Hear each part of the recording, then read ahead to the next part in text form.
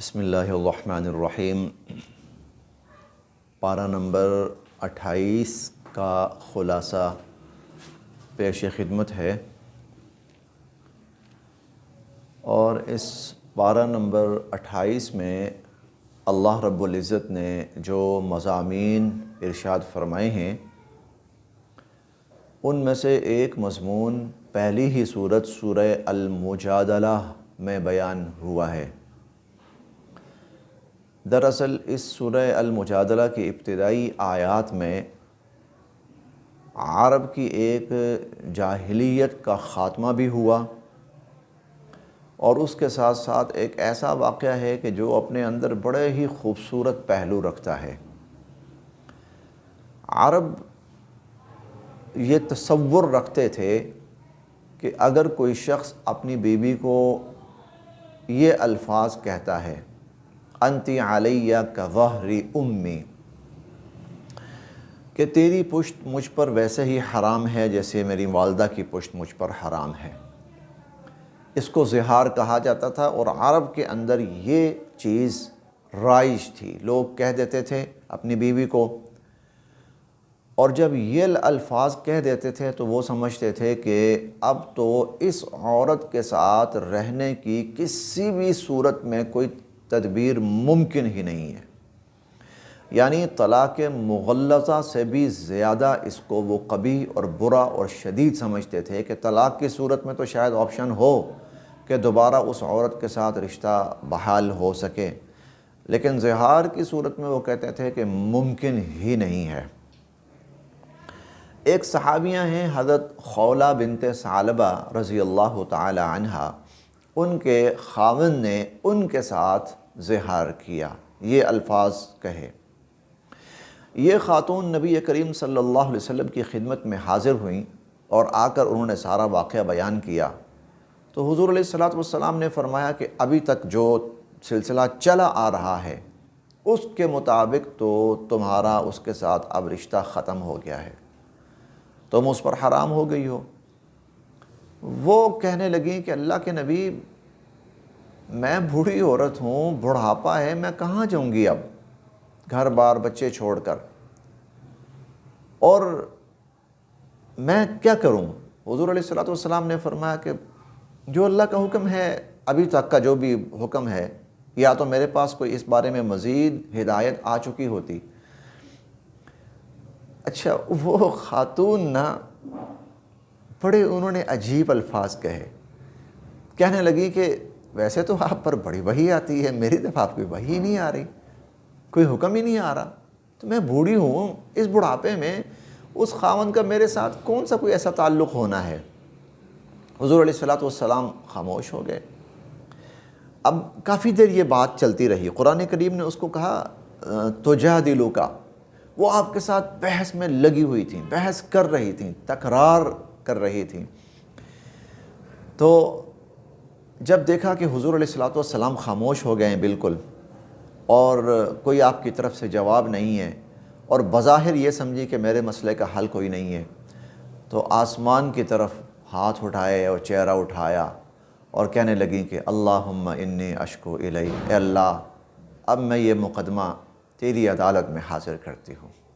اور پیش کرتی ہوں، اور تیرے ہی سامنے میں اپنا شکوہ اور شکایت کرتی ہوں۔ یہ الفاظ جب اس خاتون نے کہے ہیں تو حضور علیہ السلام کے اوپر ایک ایسی وحی کیفیت طاری ہوئی جیسی وحی کے نزول کے وقت طاری ہوتی تھی، اسی وقت قرآن کریم کی آیات اتریں۔ اچھا، اس کا حکم کیا اترا وہ تو اپنی جگہ، حکم کیا اترا وہ بھی بیان کیا جاتا ہے آپ کے سامنے، لیکن جو اس واقعے کی خوبصورتی تھی اور جو اس واقعے کا کمال تھا، اللہ رب العزت نے جب آیات اتاری، وحی اتاری، تو فرمایا قد سمع اللہ قول التی تجادلک فی زوجہا، اے نبی صلی اللہ علیہ وسلم، یہ جو عورت آپ سے بحث کر رہی ہے نا، کر رہی تھی نہیں، آپ سے تکرار اور بحث کر رہی تھی نہیں، آپ کے سامنے ہے اور آپ سے بحث کر رہی ہے، اور تشتکی الی اللہ، اور اللہ کے سامنے اپنی شکایت پیش کر رہی ہے۔ سمع اللہ، اللہ نے اس کی شکایت اور اللہ نے اس کا سوال اور اللہ نے اس کا مسئلہ سن لیا۔ اللہ اکبر کبیرہ، اللہ اکبر کبیرہ۔ شاید کبھی اتنی جلدی کسی معاملے پر وحی نہ اتری ہو جتنی جلدی اس موقع پر وحی اتری۔ اس سے پہلے اللہ تعالیٰ نے یہ الفاظ استعمال کیے، قد سمع اللہ قول الذین قالوا، اللہ نے ان لوگوں کی بات سنی تھی جنہوں نے کہا تھا، جنہوں نے یہ بات کہی تھی اللہ نے سنی تھی۔ یہاں پر اللہ نے فرمایا نہیں، یہ جو آپ سے بات کر رہی ہے اور ابھی اس کی بحث چل رہی ہے، اللہ نے سن لی۔ اندازہ لگائیے اللہ بسا اوقات اپنے بندوں پر کس درجے مہربان ہوتے ہیں۔ نہ صرف یہ کہ اللہ رب العزت نے اس خاتون کا مسئلہ سنا، اس کی شکایت سنی، سن تو اللہ ویسے بھی رہے ہی ہے، اور بلکہ اسی وقت پھر اللہ رب العزت نے اس خاتون کا ہمیشہ ہمیشہ کے لیے مسئلہ حل کر دیا، اور یہ جو جاہلیت کا ایک واقعہ یا ایک حکم مشہور تھا اس کی بھی تصحیح کر دی، اور وہ یہ کہ آئندہ اگر کوئی شخص اپنی بیوی کو ایسے الفاظ کہے تو اس پر وہ بیوی حرام نہیں ہوتی اور ان کا رشتہ ختم نہیں ہوتا، بلکہ اس خاوند کے اوپر کچھ کفارہ لازم ہوتا ہے کہ آئندہ اگر وہ اپنی اس بیوی کے ساتھ رشتہ بحال رکھنا چاہتا ہے تو اسے کفارہ ادا کرنا پڑے گا، اور وہ کفارہ ادا کر لے گا تو اس کا اس بیوی کے ساتھ رشتہ بحال ہو جائے گا۔ اسی کے ضمن میں ایک بات عرض کرنی ہے، اللہ پاک نے اس خاتون کی اسی وقت بات سنی، لیکن یہ واقعہ یا یہ معاملہ اس خاتون کے ساتھ مخصوص نہیں ہے، بلکہ ہم میں سے ہر مسلمان وہ نماز پڑھتا ہے، اور 5 ٹائم تو فرض ہے ہی ہے، اس کے علاوہ بھی نماز ہیں، نوافل ہیں، تہجد کہہ لیجئے آپ، اشراق کہہ لیجئے، چاش کہہ لیجئے، اوابین کہہ لیجئے۔ ہر نماز میں ہر رکعت میں کم از کم ایک رکوع تو ہے ہی ہے، ایک رکوع کم از کم ہے ہی ہے۔ جب انسان رکوع میں جاتا ہے تو وہ اللہ کی عظمت اور اس کی پاکی بیان کرتا ہے، سبحان ربی العظیم وہ کہتا ہے۔ میں اس کا مفہومی سا ترجمہ عرض کرتا ہوں، سلیس کہہ لیجئے، میرا وہ رب جو بہت عظمت والا ہے، بہت بلندیوں والا ہے، بہت شانوں والا ہے، میں اس کی پاکی بیان کرتا ہوں، میں اس کی تسبیح کرتا ہوں۔ یہ لفظی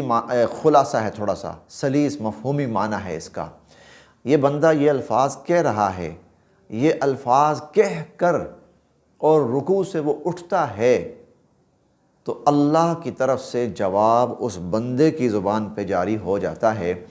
ابھی چند لمحے پہلے تم نے جو میری تعریف کی، میری پاکی بیان کی، میری عظمت بیان کی، سمع اللہ لمن حمدہ، اللہ نے اپنے اس بندے کی یہ تعریف اور اللہ نے اس بندے کی حمد سن لی ہے۔ اللہ اکبر۔ اگر کوئی شخص یہ چاہتا ہے کہ مجھے یہ گارنٹی ملے کہ میری پاکی بیان کرنا، میرا تسبیح کرنا، میرا ذکر کرنا اللہ کے ہاں سن لیا گیا ہے، نماز پڑھنا شروع کر دے، کیونکہ حالت نماز میں اللہ کی طرف سے گارنٹی ہے کہ تم نے جو حمد کی ہے، تعریف کی ہے، اللہ نے اس کو سن لیا ہے، اور سن لیا کا مطلب یہ ہے کہ اللہ نے اس کو قبول کر لیا ہے۔ اس کے علاوہ اس پارے کے مضامین میں سے ایک بڑا مضمون سورہ الحشر کی ابتدائی آیات ہیں، بلکہ آپ اس کو ابتدائی 2 رکوع کہہ لیجئے۔ ان 2 رکوع میں اللہ رب العزت نے یہود کا ایک قبیلہ تھا بنو قینقاع، اس کا عبرت ناک انجام بیان کیا۔ دراصل جب حضور علیہ الصلوۃ والسلام مدینہ منورہ تشریف لائے تو آپ نے یہود کے ساتھ معاہدہ کر لیا، اور وہ تھا باہمی امن کا معاہدہ، میثاق مدینہ کہا جاتا ہے۔ ہم مل کے رہیں گے، ایک دوسرے کا احساس کریں گے، ایک دوسرے کی حفاظت کریں گے، اور مل کر مدینہ کا دفاع کریں گے۔ شروع میں یہود نے یہ معاہدہ کر لیا، ان کا خیال یہ تھا کہ چلو اس طاقت کو اپنے ساتھ ملا لیتے ہیں، ہمارے پاس طاقت ہے، وسائل ہیں، اختیارات ہیں، اس کو دبا کے اپنے ماتحت رکھیں گے اور یہ ہمارے ماتحت رہے گا، ہولڈ طاقت سارے ہماری رہے گی۔ لیکن حضور علیہ الصلوۃ والسلام کی حکمت عملی سے اور بہترین حکمت عملی سے آہستہ آہستہ مسلمان وہاں مضبوط ہونے لگے، ان کے قدم جمنے لگے، اور یہود کو یہاں خطرہ محسوس ہونے لگا کہ یہ مسلمان تو ہمارے کنٹرول سے نکل رہے ہیں۔ اب وہ شرارتوں پہ اتر آئے، کبھی مسلمانوں کو مارنا، ان کی چیز چھین لینا، کبھی خواتین کے ساتھ نازیبا رویہ اختیار کرنا، اور کبھی مسلمانوں کے خلاف افواہیں پھیلانا۔ جب ان کو ان چیزوں سے روکا گیا تو وہ سوچنے لگے کہ اگر ہمیں روکا جا رہا ہے تو اس کا مطلب ہے کہ ہمارے اور ہاتھ باندھے جا رہے ہیں۔ بالآخر انہوں نے نبی کریم صلی اللہ علیہ وسلم کو علیہ باللہ ثم علیہ باللہ شہید کرنے کا پروگرام بنایا، کسی بہانے سے اپنے علاقے میں بلایا بات چیت کے حوالے سے، اور جہاں پر حضور علیہ الصلوۃ والسلام نے تشریف فرما ہونا تھا وہاں پر ایک آدمی اوپر پہاڑی پہ متعین کیا کہ تم نے اوپر سے پتھر پھینک کر علیہ باللہ حضور علیہ الصلوۃ والسلام کو شہید کر دینا ہے۔ اللہ تعالیٰ نے حضور علیہ الصلوۃ والسلام کو آگاہ فرما دیا، باخبر فرما دیا، اور حضور علیہ الصلوۃ والسلام فوراً وہاں سے اٹھے، واپس آئے، اور پھر آپ نے ان سے کہا کہ اب تم لوگ یہاں سے نکل جاؤ۔ اچھا، ان کا مدینہ سے نکلنا یہ اس طرح عجیب تھا، بظاہر اتنا ناممکن تھا کہ اللہ تعالیٰ خود قرآن کریم میں فرماتے ہیں ما ظننتم ان یخرجوا، تم سوچ بھی نہیں سکتے تھے کہ وہ کبھی مدینہ چھوڑ کر نکلیں گے یہاں سے اور مدینے سے جلا وطن ہوں گے، تم سوچ بھی نہیں سکتے تھے۔ وَظَنُّوا أَنَّهُمْ مَانِعَتُهُمْ حُصُونُهُمْ مِنَ اللَّهِ، اور ان کا خیال یہ تھا، وہ تو اس ظلم باطل میں تھے، مست تھے کہ اللہ بھی ہمیں ان جگہوں سے نہیں نکال سکتا، اور ہمارا جو حفاظتی حصار ہے اور نظام ہے وہ ہمیں اللہ سے بھی بچا لے گا۔ لیکن فَأَتَاهُمُ اللَّهُ مِنْ حَيْثُ لَمْ يَحْتَسِبُوا، اللہ پھر وہاں سے آیا کہ وہ سوچ بھی نہیں سکتے تھے۔ تو یہ اصل میں اللہ رب العزت کے دین کے ساتھ دشمنی مول لینے والوں کا انجام کیا ہوتا ہے، اس کی ایک جھلک یہاں اللہ نے دکھلائی ہے کہ جب اللہ اپنی طاقت کے اظہار پہ آتے ہیں تو دنیا کی بڑی سے بڑی طاقت اور بڑے سے بڑا حفاظتی حصار وہ مکڑی کے جالے سے بھی زیادہ کمزور ثابت ہوتا ہے۔ اور اللہ رب العزت نے مسلمانوں کو اس سارے علاقے پر بھی فتح عطا فرما دی، اور اللہ تعالیٰ نے مسلمانوں کو ما افاء اللہ علی رسولہ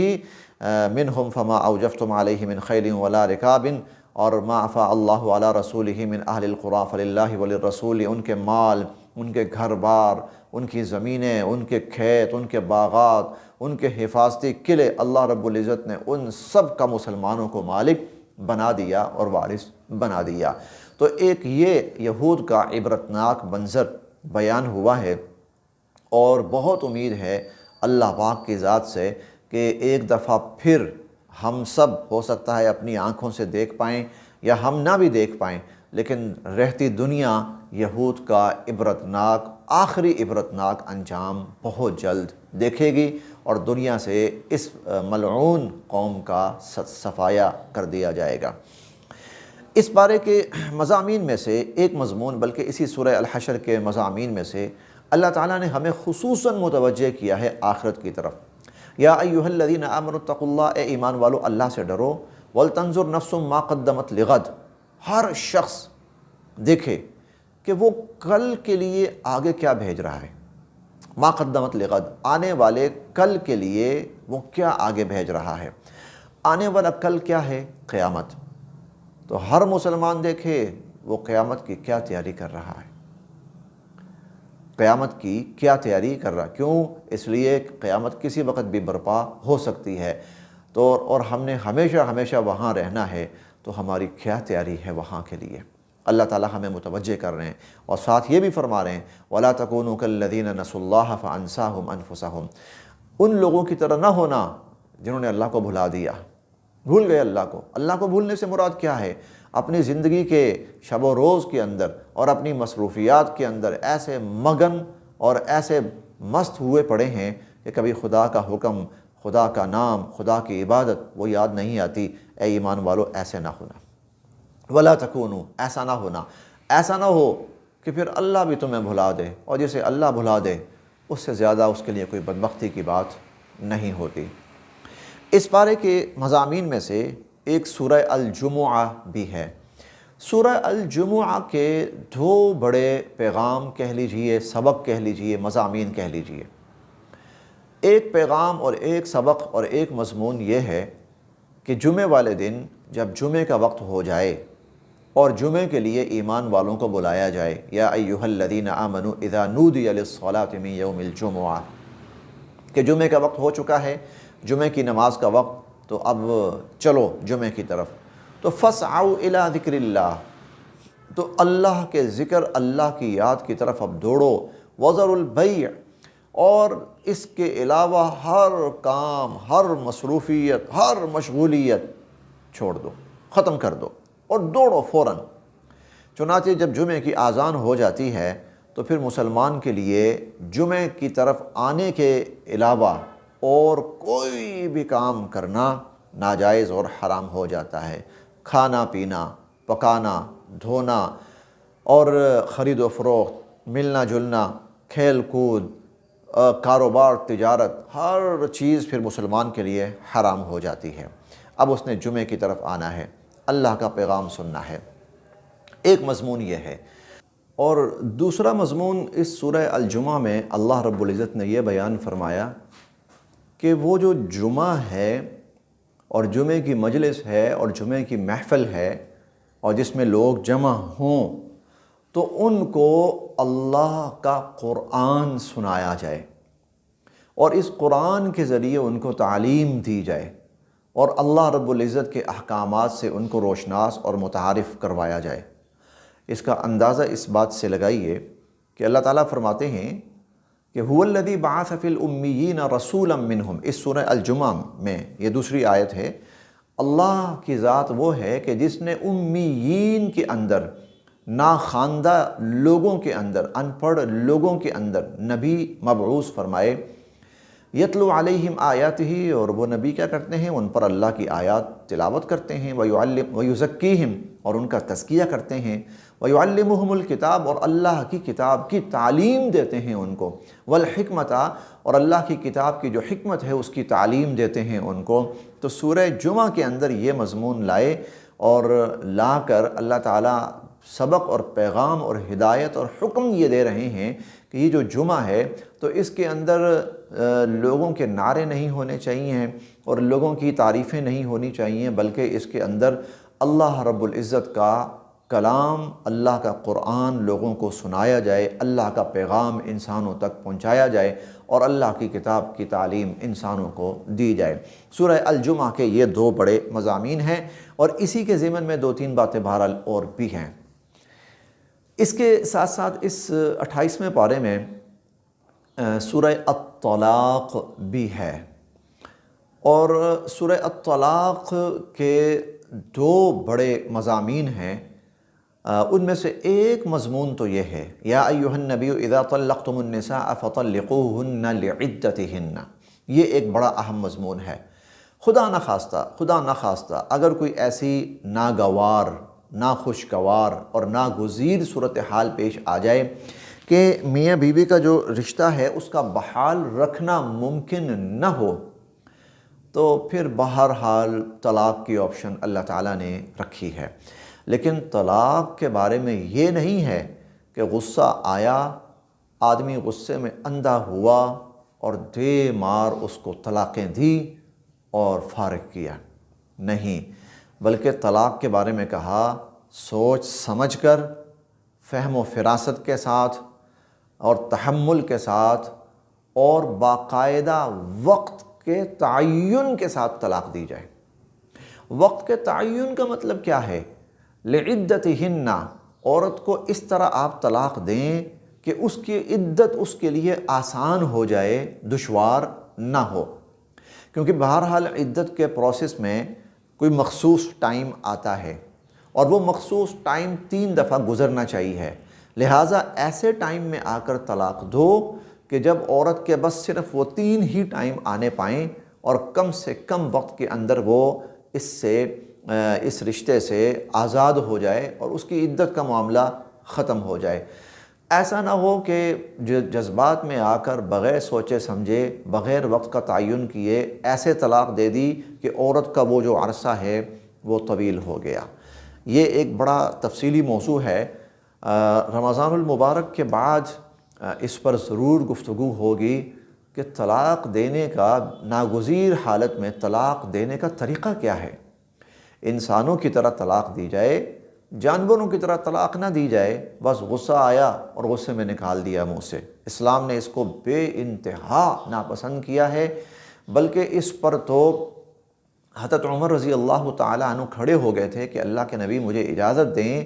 کہ میں اس شخص کا سر قلم کر دوں کہ جس نے اس معاملے کو اس قدر غلط طریقے کے اندر اور نامناسب طریقے کے اندر انجام دیا ہے۔ تو ایک بڑا مضمون اس کا یہ ہے، اور دوسرا جو بڑا مضمون ہے وہ مختلف خواتین کی عدت ہے، مختلف خواتین کی، کیونکہ ایک عدت ہوتی ہے طلاق کی صورت میں اور ایک عدت ہوتی ہے موت کی صورت میں۔ موت کی صورت میں عورت کی جو عدت ہوتی ہے وہ تو یکساں ہے، سیم ہے، وہ 4 ماہ اور 10 دن ہے۔ یتربصن بانفسہن 4 اشہر و 10، 4 ماہ اور 10 دن ہے۔ لیکن طلاق کی صورت میں عورت کی عدت مختلف ہے، طلاق کی صورت میں عورت کی عدت مختلف ہے، اور وہ مختلف خواتین کی، جیسے ایک نارمل عورت ہے، جیسے کوئی عورت امید سے ہے، جیسے کوئی عورت بہت زیادہ بڑی عمر کو پہنچ چکی ہے، کوئی عورت بہت کم عمر ہے، تو ان سب کی جو طلاقیں ہیں ان کی عدت ہے وہ مختلف ہے، وہ بہرحال اس صورت میں بیان کی گئی ہے۔ اس کے بعد سورہ 28ویں پارے کی صورتوں میں سے ایک صورت التحریم ہے۔ سورہ التحریم کا ایک مضمون عرض کرنا ہے، یہ بہت بڑا مضمون ہے، اور اسی مضمون پر اس صورت کا نام سورہ التحریم رکھا گیا ہے، اور اسی سے یہ صورت شروع ہوئی ہے۔ ہوا اس طرح کہ نبی کریم صلی اللہ علیہ وسلم نے ایک موقع پر اللہ کی قسم کھا کر شہد کھانے اور شہد استعمال کرنے سے قسم کھا لی کہ میں اللہ کی قسم کھاتا ہوں کہ آئندہ میں شہد استعمال نہیں کروں گا۔ جب کسی چیز کو اللہ کی قسم کھا کر اپنے اوپر ممنوع کر لیا جائے تو وہ پھر حرام کے زمرے میں آ جاتی ہے کہ اب یہ شخص اس چیز کو استعمال نہیں کر سکتا، اس نے اللہ کی قسم کھا کر اس چیز کا ذکر کیا ہے کہ میں یہ کام نہیں کروں گا اللہ کی قسم کھا کر، اب اس پر حرام ہو گیا ہے۔ حضور علیہ الصلوۃ نے اگر اللہ کی قسم کھائی کہ میں شہد نہیں کھاؤں گا یا نہیں استعمال کروں گا تو اب شہد حرام ہو گیا، حالانکہ شہد تو حلال ہے، اللہ تعالیٰ نے حلال کیا، حضور علیہ السلام نے حرام فرما لیا اپنے اوپر۔ اللہ تعالیٰ کی طرف سے وحی بھی اتری، اصول بھی اترا۔ وحی یہ اتری لِمَ تُحَرِّمُ مَا أَحَلَّ اللَّهُ لَكَ، جس چیز کو اللہ تعالیٰ نے آپ کے لیے حلال قرار دیا ہے تو آپ نے اس کو اپنے اوپر کیوں حرام قرار دے لیا؟ اور پھر یہ بھی حکم دیا کہ قد فرض اللہ لکم تحلۃ ایمانکم، آپ اپنے اس قسم کو توڑیں اور توڑ کر اس کا کفارہ ادا کریں۔ چنانچہ حضور علیہ السلام نے قسم توڑی اور قسم توڑ کر اس کا کفارہ ادا کیا۔ تو یہ تو وحی اتری، حکم کیا اترا اس میں؟ نصیحت کیا اتری؟ ہدایت کیا اتری؟ نصیحت اور ہدایتیں 2 ہیں۔ پہلی یہ، اللہ جس چیز کو حلال قرار دے دیں پھر اسے کوئی حرام قرار نہیں دے سکتا۔ جس چیز کو اللہ حرام قرار دے لیں اسے کوئی حلال قرار نہیں دے سکتا۔ یہ جو انسانیت آج پارلیمنٹ بنا کر قانون سازیاں کر رہی ہے، اللہ کے حرام کو حلال، اللہ کے حلال کو حرام، کسی کو حق نہیں ہے، کسی کو اس کا حق نہیں ہے۔ تو پہلی ہدایت تو یہ تھی، اور دوسری ہدایت اور حکم یہ کہ اگر انسان کوئی غلط قسم کھا بیٹھے تو اس پر لازم ہے کہ وہ اس قسم کو توڑے اور توڑ کر قسم کا کفارہ ادا کرے، اور قسم کا کفارہ 7ویں پارے میں ہم بیان کر چکے ہیں۔ اللہ تعالی ہم سب کے لیے عمل کی راہیں آسان فرمائے۔